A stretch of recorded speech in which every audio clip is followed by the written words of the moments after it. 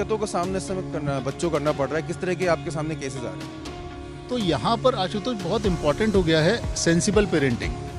Because जो बच्चे actually school जाके बहुत अच्छी उनको शेयरिंग सीखना था, केयरिंग सीखना था, नॉर्मल डेवलपमेंट होना था, अच्छी फूड हैबिट सीखनी थी, भाई टीचर का रोल बहुत इंपॉर्टेंट होता है। टीचर की ट्रेनिंग तो मिल ही नहीं पाई। जैसा आपसे कह रहे हैं वैसा अगर आप कर पाती हैं तो आपका बच्चा ना परसों तक सीख जाएगा।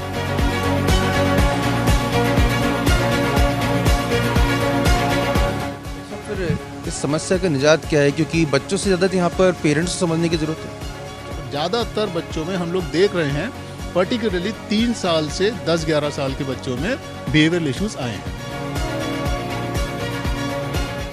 अब आप जब तक स्कूल नहीं खुल रहे हैं तो आप घर में 4 दोस्त तो हैं, तो मस्ती करिए बच्चे के साथ।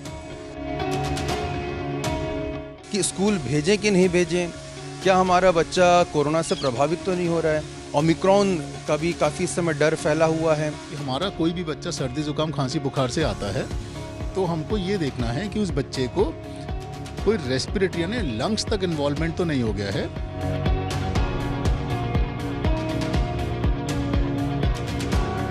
मेरे को ऐसा सीन बिल्कुल नहीं दिख रहा कि जैसा सेकंड वेव में हुआ था कि थर्ड वेव कुछ आएगी और बहुत डिवास्टेटिंग होगी और बच्चों के लिए बहुत खतरनाक हो जाएगी और बच्चे जो हैं वो आईसीयू में, ऐसा मुझे तो नहीं दिखता। बीमारी कोई भी आएगी तो उसमें हमेशा या तो तेज़ बुखार आएगा या बहुत खांसी होगी या दोनों होंगे और साथ में उस बच्चे की चंचलता मस्ती शरारतें कम होंगी। नमस्कार, बहुत बहुत स्वागत है इंडिया फर्स्ट के इस खास प्रोग्राम हेल्थ फर्स्ट में। और हमेशा की तरह खास मेहमान को लेकर आपका दोस्त आशुतोष हाजिर हो चुका है। दोस्तों, कोरोना काल में आप और हम बहुत परेशान रहे हैं, लेकिन सबसे ज़्यादा परेशानी अगर किसी को हुई है तो वह है हमारे बच्चों को। जी हाँ, वो छोटे छोटे बच्चे जिन्हें अचानक से काफ़ी पाबंदियों में रहना पड़ा, वो छोटे छोटे बच्चे जिन्हें एकदम से ऐसी तमाम परिस्थितियों का सामना करना पड़ा जिसके लिए शायद वो तैयार नहीं भी थे। और यही वजह थी कि उनके अंदर काफ़ी कुछ बिहेवियरल चेंजेस आए हैं। क्या कुछ अब और परेशानी हो सकती है और उसका निजात क्या है? ओमिक्रॉन वायरस से कितना हमें सावधान रहना है और क्या कुछ प्रिकॉशंस लेने हैं?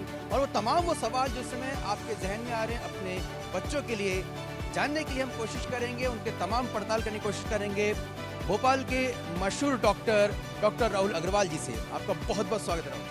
थैंक यू सर, जैसे कि हमने बताया कि बच्चों को काफ़ी समय के बिहेवियरल प्रॉब्लम आई है कि भाई ऐसा मत करो, वैसा मत करो, आपको मास्क पहनना है, आपको यहाँ नहीं छूना है। ये किस तरह की दिक्कतों का सामना बच्चों करना पड़ रहा है? किस तरह के आपके सामने केसेस आ रहे हैं? सबसे इम्पोर्टेंट ये है कि जो बच्चे जिन्होंने जो अभी 5, 6 या 7 साल के हैं, जो पिछले 2 साल से स्कूल नहीं गए हैं, उन्हें बहुत प्रॉब्लम हुआ है और उनके पेरेंट्स को भी स्कूल की इम्पोर्टेंस समझ में आई है। Because school is not only for the education, that is for the overall development. तो अब आमतौर पे भी 1 या 2 बच्चे होते हैं आज तक। तो वो जो अभी क्या हो गया, लॉकडाउन की वजह से पेरेंट्स जो हैं बहुत डरे हुए थे।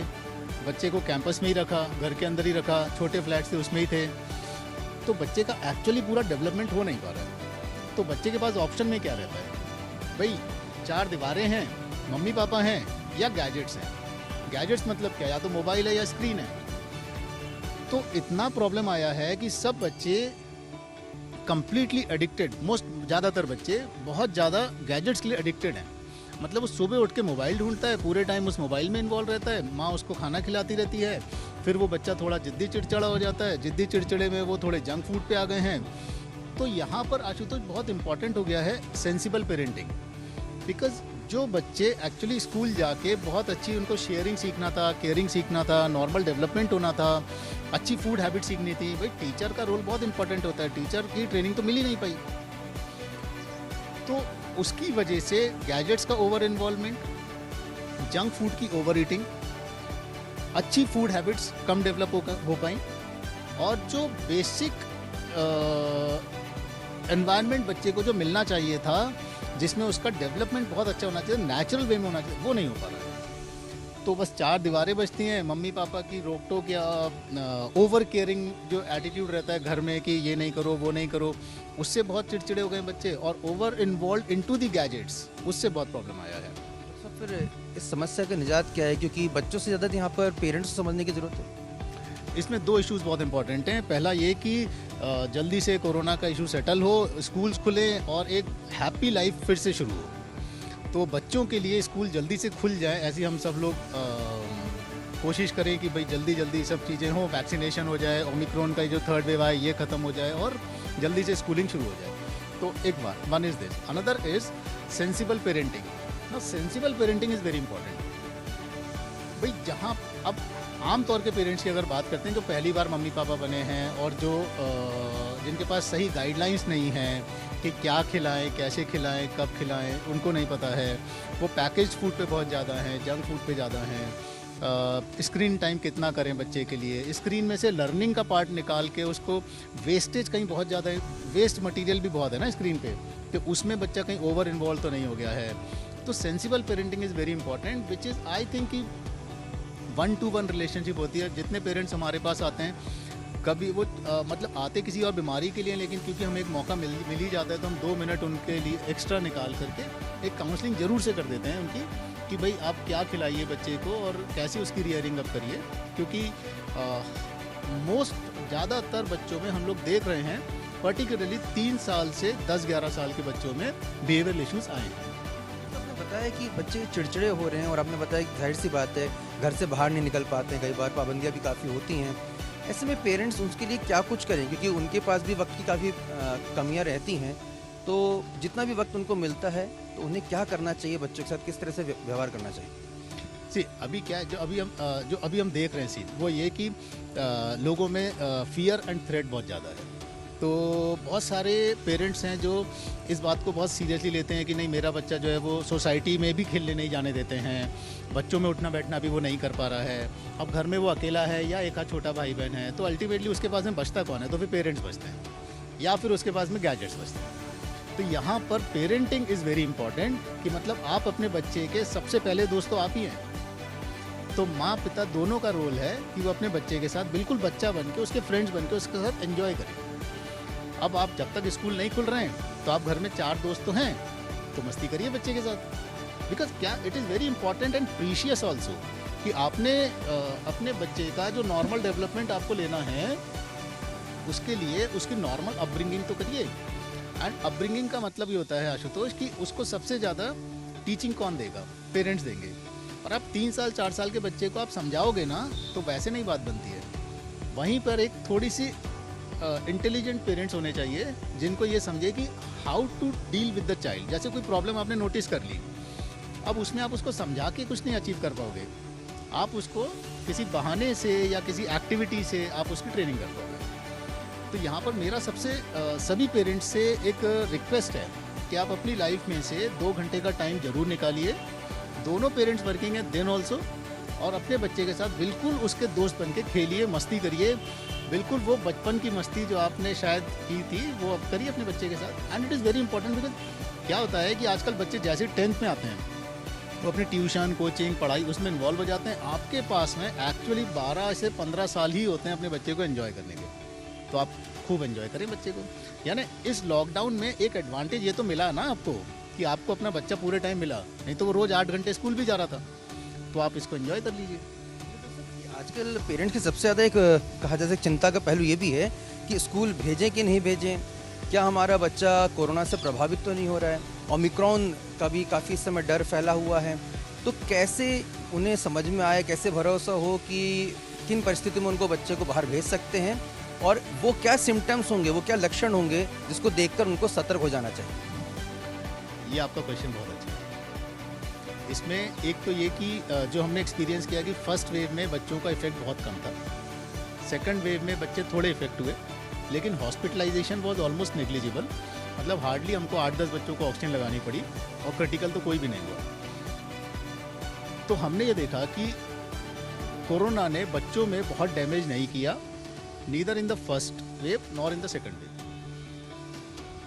इसका एडवांटेज हमें ये हुआ कि हमने ये देखा कि बहुत सारे बच्चे जो हैं, इनफैक्ट आपसे बात एग्जैक्टली बताएं तो 80% बच्चे हैं जिनके पास में प्रोटेक्टिव एंटीबॉडीज़ हैं। प्रोटेक्टिव एंटीबॉडीज़ का मतलब ये है कि उन्हें कोरोना हो चुका अननोइंगली, यानी फैमिली में हुआ था फर्स्ट सेकंड वेव में, किसी को भी बच्चा भी एक्सपोज हुआ और कम्प्लीटली एसिम्टोमेटिक रहा। मतलब उसे कोई फीवर भी नहीं आया, कोई सर्दी जुकाम भी नहीं हुआ, तो हमारे पास पिछले 3-4 महीनों में कई बार पेरेंट्स आए कि डॉक्टर साहब हम इसको स्कूल भेजें नहीं भेजें, बहुत डर है।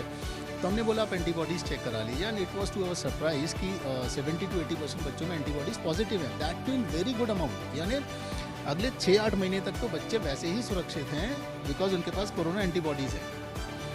अब यहाँ पर शुरू होगा कि थर्ड वेव आ गई, तो थर्ड वेव किसको अफेक्ट करेगी? तो जो वैक्सीनेटेड नहीं है या जिनके पास प्रोटेक्टिव एंटीबॉडीज़ नहीं है। वैक्सीनेटेड अब कौन नहीं है? तो 18 साल से नीचे के बच्चे नहीं हैं, बाकी सब ऑलमोस्ट वैक्सीनेटेड हैं। तो थर्ड वेव का जो एक फियर आ रहा है कि वो बच्चों को इफेक्ट करेगी, वो इसी रीज़न से फियर है कि क्योंकि बच्चे ही वैक्सीनेटेड नहीं हैं। तो उसके लिए गवर्नमेंट की ड्राइव आ गई है, 3 जनवरी से वैक्सीनेशन शुरू हो रहा है। और ये हमारी बात हो गई आपसे कि 70 to 80% बच्चे वैसे ही एंटीबॉडी प्रोटेक्टेड हैं, मतलब वो वैसे भी थ्रेट पे नहीं है। तो मुझे लगता है कि अब जो थर्ड वेव आएगी या ऑलमोस्ट आने ही वाली है, वो उसमें सर्दी जुकाम खांसी बुखार की तरह प्रेजेंट करेगा। अब इसमें क्या होता है आशु, तो ये मंथ्स जो होते हैं दिसंबर जनवरी फरवरी, ये मंथ्स विंटर मंथ्स जो होते हैं, इसमें हमको नॉर्मली भी बच्चों में rhino virus, respiratory syncytial virus, flu virus, ये कुछ नॉर्मल वायरसेस हैं जो इसी मौसम में एक्टिवेट होते हैं और खूब सर्दी जुकाम खांसी बुखार रहता है। उसी में अब ये ओमिक्रॉन या कोरोना का और कोई वेरिएंट, वो सब इसी में मिक्सअप होकर के ही प्रेजेंट करेगा। But for us as a doctor and paediatrician, हमारे पास में चैलेंज सिर्फ इतना ही है कि हमारा कोई भी बच्चा सर्दी जुकाम खांसी बुखार से आता है तो हमको ये देखना है कि उस बच्चे को कोई रेस्पिरेटरी यानी लंग्स तक इन्वॉल्वमेंट तो नहीं हो गया है, वो बच्चा सीरियस तो नहीं है, उसका ऑक्सीजन सैचुरेशन मेंटेन्ड है, उसको कोई रेस्पिरेटरी डिस्ट्रेस तो नहीं है। हाई ग्रेड फीवर तो किसी भी वायरल डिजीज़ में आता है 2 से 3 दिन का, और वो हम मैनेज करने की ट्रेनिंग पेरेंट्स को देते हैं। अब यहाँ पर हमको एज अ डॉक्टर थोड़ा एक्स्ट्रा विजिलेंट होकर चलना पड़ेगा और पेरेंट्स को हमको एडवाइस देनी पड़ेगी कि आपको जब तक बच्चे का खेल मस्ती चंचलता भरपूर मिल रही है, आपका बच्चा खेल रहा है, खा पी रहा है, यूरिन आउटपुट इसका ठीक ठाक है, यानी माँ को एक फीलिंग रहती है कि नहीं मेरा बच्चा ठीक है, तब तक आप उसको घर पे मैनेज करें। आपका बच्चा 3 से 5 दिन में पूरी तरह से रिकवरी ले लेगा, चाहे वो ओमिक्रॉन हो या आपका कोई और नॉर्मल रेस्पिरेटरी वायरस डिजीज़ हो। जो मैं या कोई भी हम लोग ऐसा सस्पेक्ट कर रहे हैं कि 1% ऑफ द पॉपुलेशन जहाँ पे सेंसिटिव लंग्स हैं, एलर्जिक एयरवेज हैं, या कोई कंजेनाइटल हार्ट डिजीज़ हैं, या कुछ और भी कोमॉर्बिडिटी डिजीज़ हैं बच्चों में, उसमें हो सकता है कि 1% बच्चों को डिजीज़ ज़्यादा अफेक्ट करे, उनको रेस्पिरेटरी डिस्ट्रेस हो और उनको ऑक्सीजन सैचुरेशन लो हो और उन्हें हमें हॉस्पिटलाइज करके ऑक्सीजन सपोर्ट देना पड़े। लेकिन मेरे को ऐसा सीन बिल्कुल नहीं दिख रहा कि जैसा सेकंड वेव में हुआ था कि थर्ड वेव कुछ आएगी और बहुत डिवास्टेटिंग होगी और बच्चों के लिए बहुत खतरनाक हो जाएगी और बच्चे जो हैं वो आईसीयू में, ऐसा मुझे तो नहीं दिखता। बिकॉज उसके 2-3 रीजंस हैं। One is almost 80% antibody protected हैं। दूसरा जो अब जैसे जैसे और जो वेरिएंट्स आएंगे वो उतने हजार्डस नहीं होंगे जो बहुत रैपिड डैमेज करें। एंड तो अभी ऐसा लगता है कि 1% of the population, paediatric population, में require hospitalisation for 3 to 4 days, और इससे ज़्यादा सीरियस इलनेस नहीं आएगी। मतलब जो हम लोग जिस चीज़ से हम लोग डरे हुए हैं सेकंड वेव का जो सीन था, वैसा बच्चों में नहीं आएगा, ऐसी हमारी एक्सपेक्टेशन है। सर ये बात और आपसे समझना चाहेंगे कि जब बच्चा थोड़ा छींकने लगता है, जुकाम होती है, तो उस समय पेरेंट्स को ये डर बैठ जाता है कि भाई कहीं ये इसको वायरस से अफेक्टेड तो नहीं हो गया है, किसके साथ ये घूम रहा था।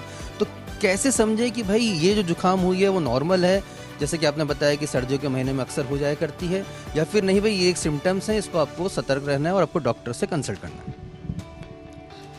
इसमें ना हमको डिफ्रेंशिएट करना होता है कि क्या नॉर्मल है, कौन सा डिजीज़ है और कौन सा एलर्जी है। तो पहली बात तो ये कि ये जो ड्राई वेदर होता है, इसमें जो सूखी ड्राई हवा है जिसमें हमको स्किन पे, लिप्स पे ड्राइनेस रहती है, वो सूखी हवा जो होती है वो नेज़ल म्यूकोसा को भी ड्राई करती है। तो नेज़ल म्यूकोसा जब भी ड्राई होगी और इरिटेट होगी तो उसमें से सिक्रीशंस आएंगे। यानी सब बच्चों को थोड़ा नज़ला ज़ुकाम, घर घर खर खर, 10-15 छींके, 10-15 खांसी, ये नॉर्मल होता है, सबके लिए नॉर्मल होता है। तो आपको इसको बीमारी नहीं मानना। इससे ज़्यादा है यानी खूब छींक रहा है आपका बच्चा, तो आप उसको, लेकिन फीवर नहीं है, बहुत खांसी नहीं है, चंचलता मस्ती भरपूर है, तो आप उसको एलर्जी मान सकते हैं और डॉक्टर से कंसल्टेशन ले सकते हैं।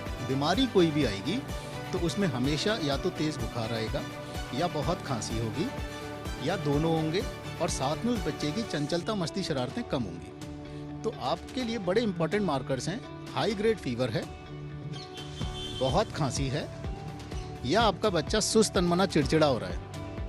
ये बड़ा इंपॉर्टेंट मार्कर है, और ये ना हर डॉक्टर के लिए भी बड़ा इंपॉर्टेंट होता है कि जब भी पेरेंट्स ये बोले कि डॉक्टर साहब मेरा बच्चा सुस्त है, खेल नहीं रहा है, तो आप ज़रूर से उसका ऑक्सीजन सैचुरेशन चेक करिए, उसके सारे वाइटल्स चेक करिए, और उस बच्चे पे आप स्पेशली ज़्यादा विजिलेंट रहिए जहाँ पे पेरेंट्स ये कहते हैं कि बच्चा सुस्त हो रहा है और खेल नहीं रहा है। ये बीमारी के मार्कर्स हैं।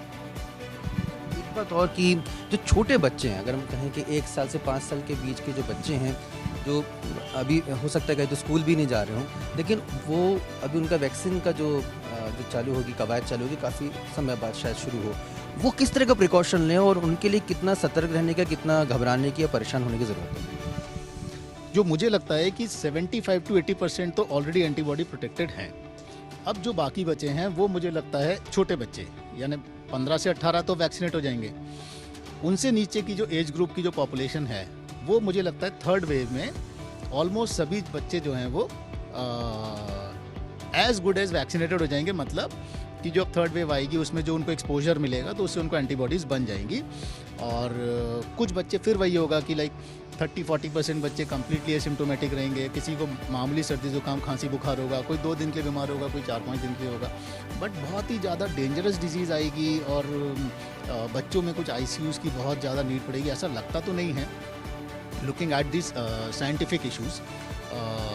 पर अगर इवन 1% पॉपुलेशन ऑफ पीडियाट्रिक्स को भी अगर ऑक्सीजन सपोर्ट देने की ज़रूरत पड़ती है, तो भी मुझे लगता है कि अगर 1% पॉपुलेशन को भी, तो भी पूरे मध्य प्रदेश में आपको बहुत सारे ऑक्सीजन बेड्स लग जाएंगे अगर ऐसी ज़रूरत आई तो ये बड़ा, बस ये 1% पॉपुलेशन जिसको ऑक्सीजन की ज़रूरत पड़ सकती है, ये अनप्रेडिक्टेबल है। हो सकता है कि बहुत ही आसानी के साथ में 2 महीने निकल जाएं, या हो सकता है 1% पॉपुलेशन के लिए अरेंजमेंट्स की ज़रूरत पड़े। अगर पड़ेगी तो वो चैलेंज रहेगा। इससे बचने के लिए जाहिर तौर पे सरकार तो अपने स्तर पे तैयारी करेगी। अगर आप पेरेंट्स को यहाँ पे सलाह देना चाहें कि भाई आप अपने घर पे मिनिमम ये चीज़ों का बंदोबस्त करके रखें, या खान पान में क्या कुछ बेहतर वो ले सकते हैं, बच्चों को दे सकते हैं, वो अगर आप समझाइश दें। बच्चे को डिजीज़ हमेशा और हमेशा पेरेंट्स से ही आएगी, यानी कोई बड़ा ही उसको बीमारी ला के देगा। अब बड़ा भी कहाँ से लाएगा, तो या तो वर्क, कोई पब्लिक जॉब है आपका तो आप वहाँ से लाओगे, या कोई शादी पार्टी फंक्शन बर्थडे, मतलब गेट टुगेदर कहीं से भी, जहाँ भी आप 25-50 लोगों से मिलेंगे वहाँ से आप डिजीज़ लाएंगे घर पे। क्योंकि आप तो एंटीबॉडी प्रोटेक्टेड हैं, तो आप तो एसिम्प्टोमेटिक रहेंगे, लेकिन वो डिजीज़ आप बच्चे को दे सकते हैं। तो अब क्या होगा आशुतोष कि आप, मैं, कोई भी पेरेंट्स, थोड़ा बहुत गले में खराश हुआ था, 1-2 दिन छींके खांसी आई थी और कुछ हुआ ही नहीं डॉक्टर साहब, मैं तो ठीक रहा, उसके 4 दिन बाद देखा तो बच्चे को हाई ग्रेड फीवर आने लगा। ये बड़ा कॉमन सीन आपको देखने को मिलेगा, यानी बड़े से आई और बच्चे को वो प्रेजेंट करेगी, क्योंकि अगर उस बच्चे के पास प्रोटेक्टिव एंटीबॉडीज़ नहीं है तो वो प्रेजेंट करेगा as a normal viral illness. तो जब भी फीवर आएगा तो बच्चे को डॉक्टर को आपको लेके जाना ही है, दिखाना ही है, और डॉक्टर के कांटेक्ट में तब तक रहना है जब तक आपका बच्चा खांस रहा है, या फीवर है, या मस्ती चंचलता नहीं कर रहा है, या उसको रेस्पिरेटरी डिस्ट्रेस है, तो आपको डॉक्टर के कंसल्टेशन में रहना ही है। यही खाने पीने का क्या कुछ घर में बंदोबस्त करना चाहिए, किस तरह से खान पान रखना चाहिए? सॉरी, वो आपके क्वेश्चन का सेकंड पार्ट था, मैं भूल गया। एक तो हो गया कि डिजीज़ एक्सपोजर, कि डिजीज़ आ गई। अब जिनके पास एंटीबॉडीज़ हैं प्रोटेक्टेड है, जिनके पास एंटीबॉडीज़ नहीं है उनके पेरेंट्स क्या करें? तो उनके लिए बहुत इंपॉर्टेंट रहेगा फूड हैबिट्स। इम्यून सिस्टम जिसकी हम बात करते हैं, तो आशुतोष कोई भी बच्चा अगर बार बार बीमार पड़ता है तो पेरेंट्स हमसे पूछते हैं डॉक्टर साहब ये बार बार क्यों बीमार पड़ रहा है, तो उसके 2 लॉजिक्स होते हैं। वन इज़ डिजीज़ एक्सपोजर, जैसे बहुत सारी फैमिलीज़ हैं जिनमें सोशली बहुत एक्टिव हैं, हर हफ्ते कुछ ना कुछ फंक्शन चलता है, बर्थडेज पार्टीज़ हैं, ये वो, मतलब उनकी इतनी सोशल लाइफ होती है कि उसमें मिलना जुलना बहुत ज़्यादा होता है, तो वहाँ से डिजीज़ एक्सपोजर होता है, बच्चा डिजीज़ के लिए एक्सपोज होता है बार बार एंड ही गेट सिक। दूसरा होता है इम्यून सिस्टम। इम्यून सिस्टम का कैसा है कि वो डिजीज़ अंदर जाएगी, इम्यून सिस्टम उसको आइडेंटिफाई करेगा, और अगर अच्छा इम्यून सिस्टम है तो उसको डिस्कार्ड कर देगा, आप बीमार नहीं पड़ोगे, पड़े भी तो 1 आध दिन में ही सेल्फ रिकवरी ले भी लोगे। इम्यून सिस्टम कैसे बनता है? तो इम्यून सिस्टम तो नेचुरल वे में ही बनता है, यानी जितनी भी आप एडवर्टीजमेंट्स में चीज़ें देख रहे हैं, इनसे इम्यून सिस्टम नहीं बनता। इम्यून सिस्टम तो 1 घंटे की तेज धूप यानी natural sunlight for vitamin D, natural vitamin D, that is very important. Second, immune system runs upon the seasonal fruits and vegetables. तो आप ये देखेंगे कि प्रकृति जो है वो हर 3 महीने पे अपने फल और सब्जी बदल देती है। क्यों बदल देती है, किसके लिए बदल देती है, ना बदले 1 साल, बट नो, ये सिलसिला तो करोड़ों सालों से चल रहा है। तो हम सबको ये समझने की ज़रूरत है, you need to follow the nature's law. आप प्रकृति के नियम मानते रहिए और सुखी रहिए। तो जिस मौसम में जितने फल आ रहे हैं वो आपको सब खाने हैं, जितनी वेजिटेबल्स आ रही हैं वो आपको सब खानी है। अपने बच्चों को सारे फ्रूट्स एंड वेजिटेबल्स खिलाइए और उसी से उनका immune system by sunlight and all variety of fruits and vegetables, इससे इम्यून सिस्टम रन करता है और इसी से ही आप सुरक्षित रहते हैं। इम्यून सिस्टम की कोई गोली नहीं आती है कि आप ये गोली खा लीजिए इससे इम्यूनिटी आ जाएगी। नो, ये सब मार्केटिंग गिमिक्स तो अलग बात है, बट इम्यूनिटी हम और आप जो बड़े हुए हैं, वो जो इम्यून सिस्टम है हमारा, वो इनबिल्ट सिस्टम है और उसका ध्यान नेचर ही रखती है। And we need to follow the nature's law. Junk foods को लेकर बच्चे बहुत ज़्यादा प्रभावित रहते हैं, खाने को ललायित रहते हैं कि भाई 2 मिनट्स में हम वो खा लें। पैकेज फूड्स जो हैं वो खाने को लेकर बहुत रहते हैं। माता पिता भी कई बार ध्यान नहीं देते हैं, उनको खरीद के दे देते हैं। ये इसको हम नॉर्मल वे में लें या फिर आपको लगता है नहीं ये कहीं ना कहीं बच्चे के इम्यून सिस्टम को प्रभावित कर सकता है? सी कोई भी जंक फूड या पैकेज फूड की बात करते हैं तो उसके अंदर में it's all about food science. वो एक फूड साइंस है। उनको ये पता है कि हम अब वो फूड साइंस मतलब जो लोग पैकेज फूड इंडस्ट्री में हैं, जंक फूड बनाते हैं, उसके अंदर में कुछ ना कुछ एडिक्टिव एजेंट्स होते हैं। अगर आप अपने बच्चे को एक पर्टिकुलर ब्रांड की कोई चीज़ 5, 7, 8 दिन खिलाते हैं तो उसके ब्रेन को उसके लिए एडिक्शन हो गया। अब वो 90, 10वें दिन आपसे वही डिमांड करेगा, वही पर्टिकुलर ब्रांड की बिस्किट खाएगा, वही पर्टिकुलर ब्रांड का नमकीन चाहिए, चिप्स चाहिए, ऐसा है। तो उनके अंदर में एडिक्टिव एजेंट्स हैं। तो हमारी रिक्वेस्ट रहती है बहुत सभी पेरेंट्स से कि जब तक आपका बस चल रहा है यानी 5, 7, 8 साल तक, तब तक आप अपने बच्चे को एक्सपोज ही मत होने दीजिए कि बेटा दुनिया में ये भी आता है, ये भी आता है, ये भी आता है। आप बताइए ही मत। तो आप नेचुरल फूड पे चलने दीजिए। जितना लंबा आप नेचुरल फूड पे ले जाएंगे उतना अच्छा रहेगा। और बाकी तो जो मैं अब सीन देख रहा हूँ वो ये कि 10, 11, 12 साल की उम्र के बाद तो बच्चे जो हैं वो मोबाइल हैंडलिंग करना जानते हैं, उनको सब आता है, तो वो ऑनलाइन ऑर्डर कर करके बहुत मंगाते हैं। वही जो अभी हम बात कर रहे थे सेंसिबल पेरेंटिंग, देखें हर पेरेंट्स को अपने घर में कुछ नियम तो बनाने पड़ेंगे। आप ऐसा नहीं कर सकते कि अरे डॉक्टर साहब वो बहुत जिद करता है तो इतना मचलता है कि हम उसकी जिद मान लें। तो क्या वो कल नहीं मचलेगा? कल भी मचलेगा। अब आप कल भी मानोगे तो परसों भी मानोगे। यहीं से तो सिलसिला ख़राब हो रहा है। अब हमारे पास अब देखिए ना क्या होता है। अब जहाँ पे सेंसिबल पेरेंट्स हैं वहाँ पे तो उन्होंने रूल बना दिया कि नहीं साहब सैटरडे संडे हम आपको वेस्ट फूड खिला सकते हैं, बाकी नहीं खिलाएंगे। हम आपको sensible food, good food, all kinds of fruits and vegetables, pulses, non-veg, यही खाना खिलाएंगे। तो जहाँ पे पेरेंट्स रिजिड हो जाते हैं वहाँ बच्चे मान जाते हैं। बच्चे भी लॉजिकल होते हैं और वो भी लॉजिक से मानते हैं। आप उनको इतना बोल दीजिए ना कि बेटा ये food is not good for health, but yes you like it, तो हम आपको दे सकते हैं, सैटरडे संडे दे दीजिए, पर बाकी 5 दिन तो हेल्दी फूड खाइए। पेरेंट्स का बड़ा इंपॉर्टेंट रोल है। आपको बच्चे की हर जिद पूरी करनी ऐसा ज़रूरी नहीं है। तो मैं पेरेंट्स को मैं पर्टिकुलरली ये काउंसलिंग करता हूँ कि भैया 2 चीज़ में स्ट्रिक्ट रहो, एक खाने में और पढ़ाई में, और मज़े से बच्चा बड़ा करिए क्योंकि वो आप ही की रिस्पॉन्सिबिलिटी है। अच्छा खाना खाएगा तो अच्छा तंदुरुस्त शरीर होगा, फिर आप थोड़ा सा पढ़ने की हैबिट डाल देंगे तो पढ़ लिख के कुछ बड़ा बन जाएगा। और ऐसे तो आप टेंट्रम्स पूरे करते रहिए तो उसका कोई एंड नहीं होता। आपने कहीं ना कहीं अगर बच्चों की परवरिश के लेकर जितने भी तमाम सवाल हैं, बीमारी सर आपसे जो मैं समझ पा रहा हूँ वो बीमारी इतनी कॉम्प्लिकेटेड नहीं है जितना आपने समझाया कि कहीं ना कहीं पेरेंटिंग बहुत इंपॉर्टेंट है और उसमें आपने एक वर्ड दिया सेंसिबल पेरेंटिंग। तो वो एक सबसे खास और सबसे महत्वपूर्ण है। अगर उसको सही तरीके से माता पिता करते हैं परवरिश तो बहुत हद तक अपने बच्चों को स्वस्थ रखने में, तंदुरुस्त रखने में कामयाब हो पाएंगे। सर एक मैं टिप्स आप और लेना चाहूँगा क्योंकि बच्चे जो होते हैं, जो हमारी नस्ल हैं, वो हमारे देश का भविष्य भी होते हैं। वो मजबूत बने, वो तंदुरुस्त बने, वो स्वस्थ बने, उसी से हमारे देश का विकास भी बहुत कुछ निर्भर करता है। मैं आपसे सुनना चाहूँगा ये जो पीरियड आया कोरोना का, उससे किस हद तक हमारी नस्ल प्रभावित हो सकती है और बेटर करने के लिए, उसको और इम्प्रूव करने के लिए कि वो मानसिक और शारीरिक तौर पर पूरा विकास कर पाएँ, आपकी तरफ से कुछ शॉर्ट टिप्स क्या आप देना चाहेंगे सर? सी क्या होता है आशुतोष, कोई भी लाइफ में ऐसी सिचुएशन बनती है जिस पे कि किसी का कंट्रोल नहीं है, तो उसमें डिसएडवांटेजेस भी होते हैं और उसमें से कुछ शायद एडवांटेजेस भी जुड़े रहते हैं। तो बहुत सारे बच्चे जो हैं उन्होंने इस टाइम का यूटिलाइजेशन किया है अपनी सेल्फ बिल्डिंग में।